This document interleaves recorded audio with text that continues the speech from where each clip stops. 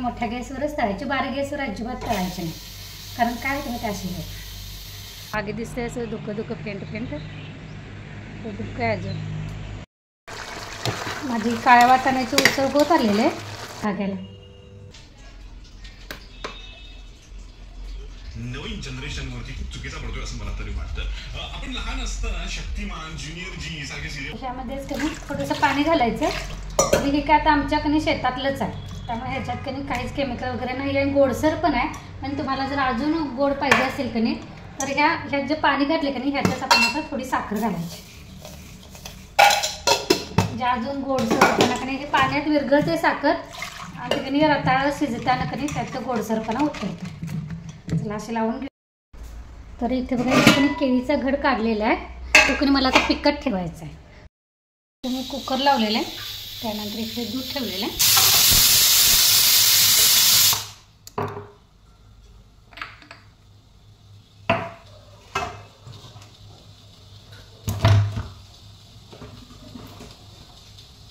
इथं कुकरच्या कधी अजून 2 शिट्या होऊ दे, त्यानंतर मी चहा बनवायला दिले.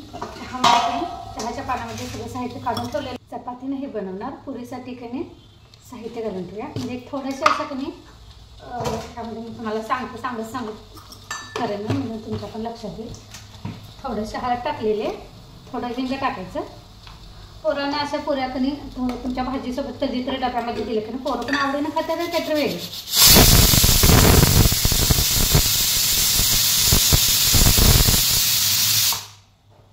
इथे ओवा टाकलेला आहे, कस्तुरी मेथी टाकायची, त्यानंतर चवीपुरतं मीठ टाकायचं.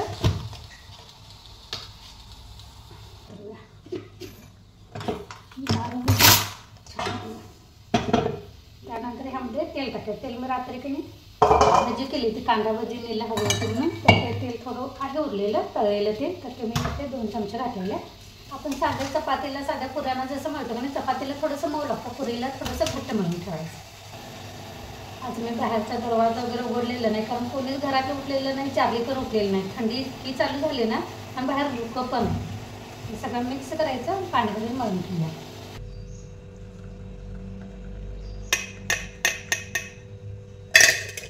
असं वरून चहावरून साय घालून चहा कधी कोणाकोणाला आवडते सांगा.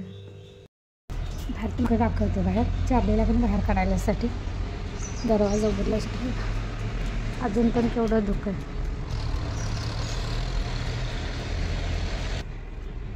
दाखवते. अजून पण कसं तिथे पक्षी बसलेले, चारली तीन बाहेर आल्याला उडून गेले.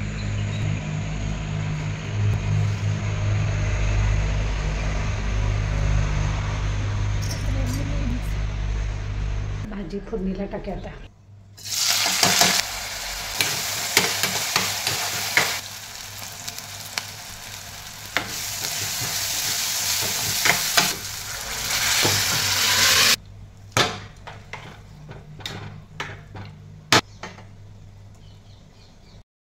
हे काय माहीत आहे तुम्हाला, त्याला रताळ म्हणतात. हे गावाकडनं आलेलं आहे आता रताळ.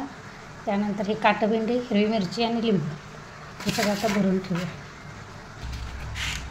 तर हे एवढे असे आमच्या झाडाला भेटतात.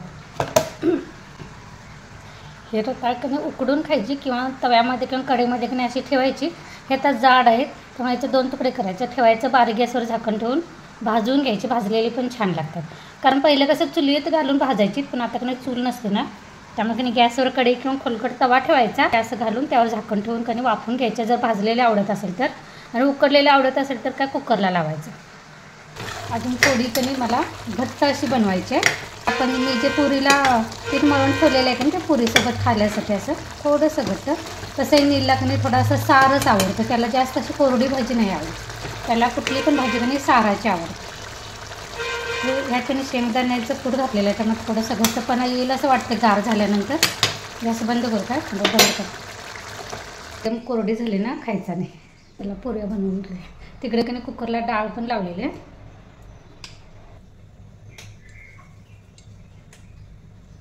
असा पेढ्या एवढा कधी गोळा बनवायचा, थोडंसं तेल लावायचं आणि असं जास्त पातळ नाही किंवा जास्त जाड पण पुरी ठेवायची नाही, मध्यम अशी पुरी कधी लाटून घ्यायची. आणि मुलांना द्यायचे त्यामुळे नाही छोटेच करायचे आकाराने, मोठ्या नाही करायच्या. ते चांगलं टाकते द्यायचं. मी भजीच्या तेलातच की नाही थोडंसं तेल अजून ॲड केलं आहे, त्याच कढईमध्ये तळून घेते. बाजूला कुकर होईल. सगळं माझा मोबाईल जाईल इकडे काय.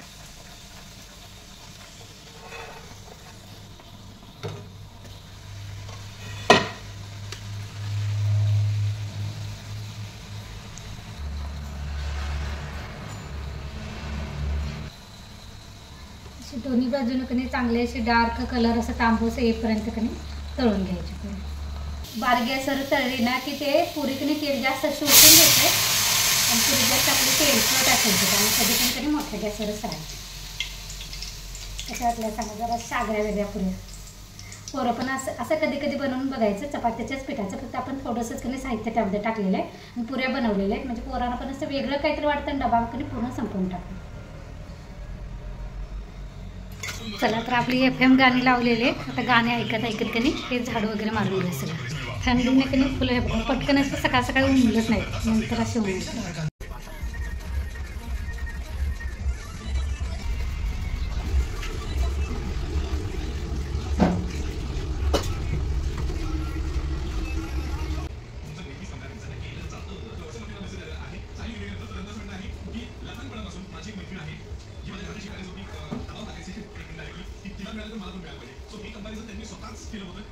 चला दुसऱ्या वेळेचा चहा झालेला आहे. आता की नाही देवपूजा करून घेऊ आपली.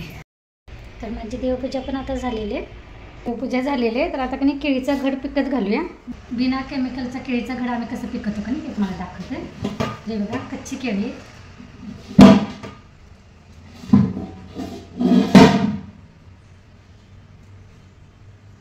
तर इथे मी कपडा घेतलेला आहे. कपडा म्हणजे मी आता की नाही माझी ओढणी घेतलेली आहे ड्रेसवरची. तुम्ही दुसरा कुठला पण कपडा घेतला तरी चालते. तर मी आता की नाही डब्यामध्येच पिकत घालणार आहे. कपडा की नाही घालून घेते आणि ह्यामध्ये की नाही हे केळीचं घड घालूया.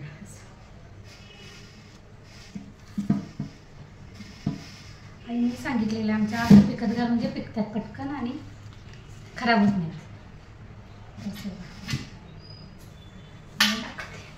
तर असं घातलं कापडात. तर असं की नाही आता कापड वरून झाकून ठेवायचं.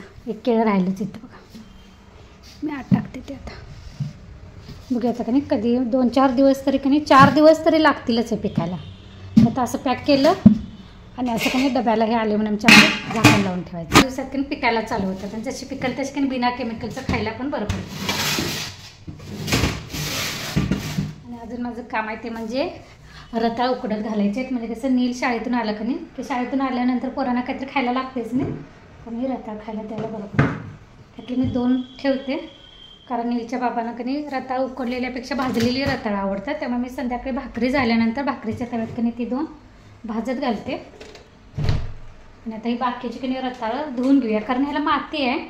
त्यामुळे की नाही माती धुवून काढायला पहिला.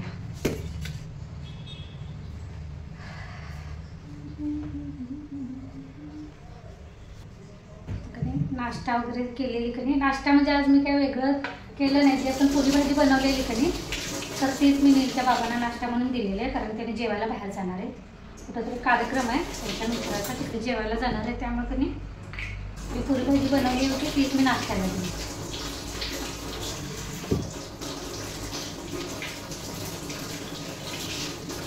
अशी धुवून घ्यायची.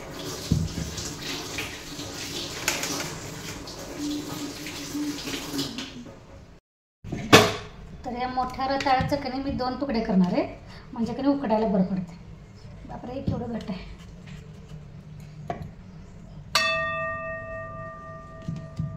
मोठा चाकू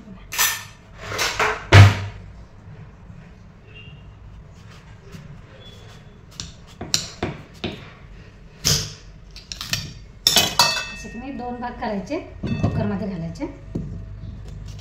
याचे काय असंच करणार आहे. ह्याचे पण करूया